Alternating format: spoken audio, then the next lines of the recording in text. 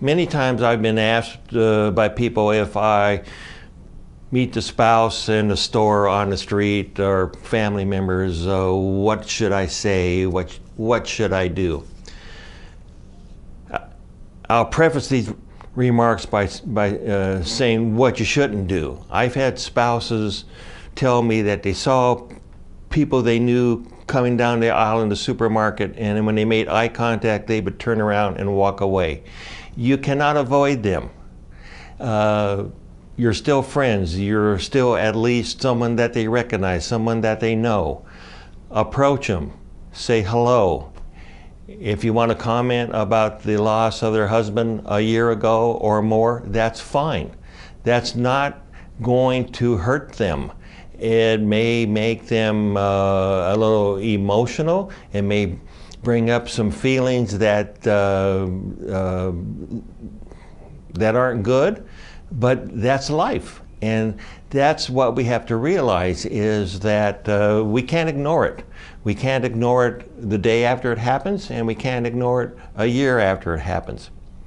At the same time, I think here's opportunities for chiefs to ensure that besides having a memorial service at their agency on the anniversary date of the death, here's still an opportunity to show that they care and they remember by sending remembrance cards to the spouse, the children, the officer's parents, and grandparents, all those people that were what we called immediate family members after the death.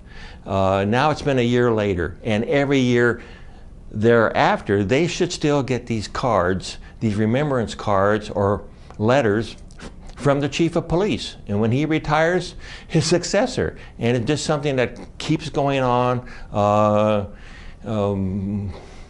forever. And that because the need to remember never diminishes.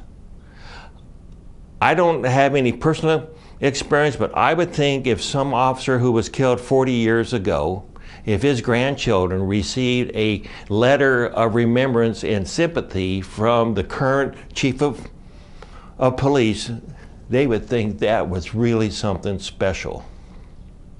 What should it say? Oh, geez. What should it say? It could become a final barrier between whatever Hallmark prints, which is realistic.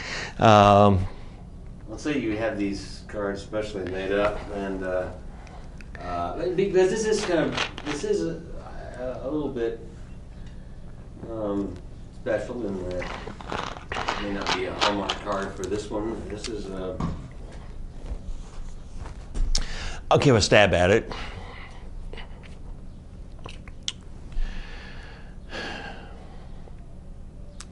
It's probably easy for someone who wants to send a remembrance card, such as the chief of police, to a surviving family to go to the local card shop and find an appropriate card. But is it really going to give the message that you want to send? If you could write your own letter or add something to the card, how much more meaningful would that be? And I think this is a good opportunity for the chief to expound on the career of the officer, the importance of being a police officer, the significance of the loss not only to the family but to the community. It doesn't have to be long, but it needs to be very inclusive of not just "I'm sorry" and best wishes, Chief so-and-so, but put a little effort into it. Is that I was the chief when Officer Smith died, and I remembered vividly not his funeral, but his career. Just a few sentences, and if a chief wasn't the chief at that time, why not say something? I'm new here, or I wasn't the chief here when he was killed, but I've been told these few facts. so that the reader, that surviving family member says, oh, they're not just saying, I'm sorry for your loss, God bless, but they're saying, wow, I wish I had known him. From what I hear, he was an outstanding person. Again, that they were something more than just a name on a list. What better way for an incoming chief? One of the first days, I would think you would ask, has anyone been killed from this department? And you want to be sure that you recognize that there is that sacred loss within this department. And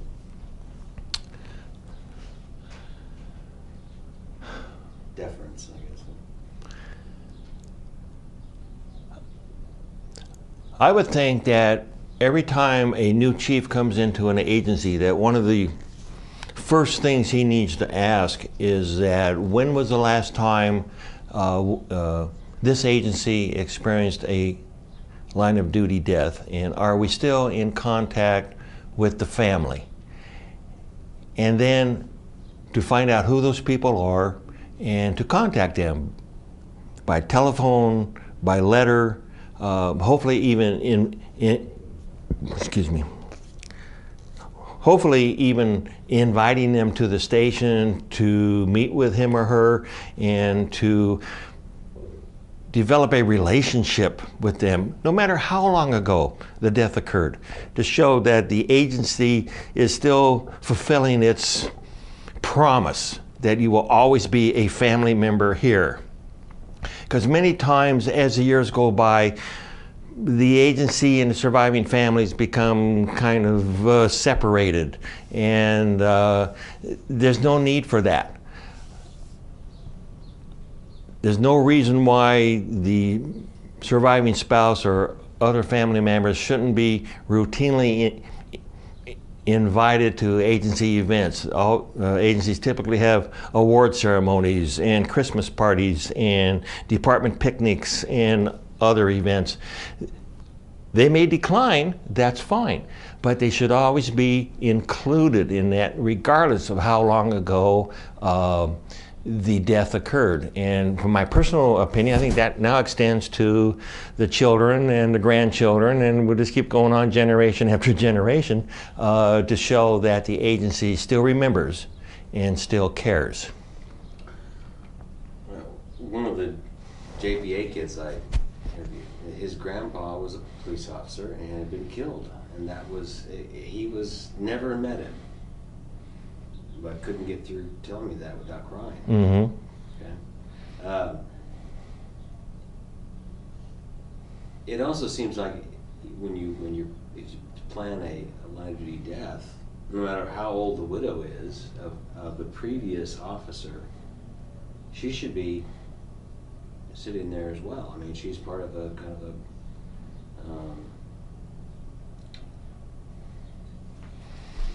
to extend the invitation to the family that has also experienced the loss of the department. What do you think about that?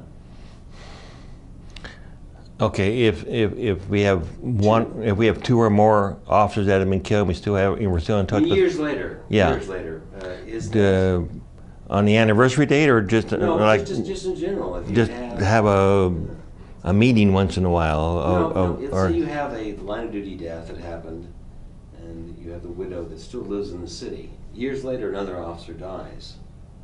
Should she be invited to that ceremony as a? Oh, I see. But we're going to have a ceremony for her officer too on the anniversary date. No, this is just to the main funeral. Do you recognize?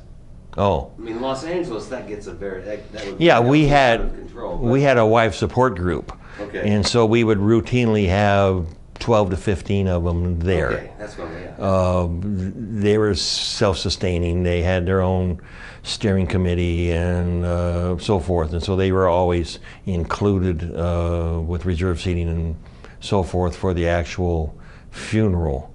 Now, with a smaller agency that may have had a death, I don't know, 5, 10, 20 years ago, inviting the other surviving spouse or spouses to attend the funeral, I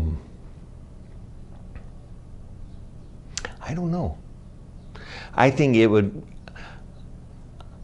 I would go with inviting them, but they have to understand it's not their funeral. You'd have to know them probably. Yeah. So whether or not that would be a post-traumatic stress for them to kind of. I've encountered some widows who it was a more recent death that still had unresolved grief issues, and they tried to intervene into the attention that the newest spouse was receiving because they felt they never received it or enough of it when their officer died, and it really became a serious distraction to what we were trying to do.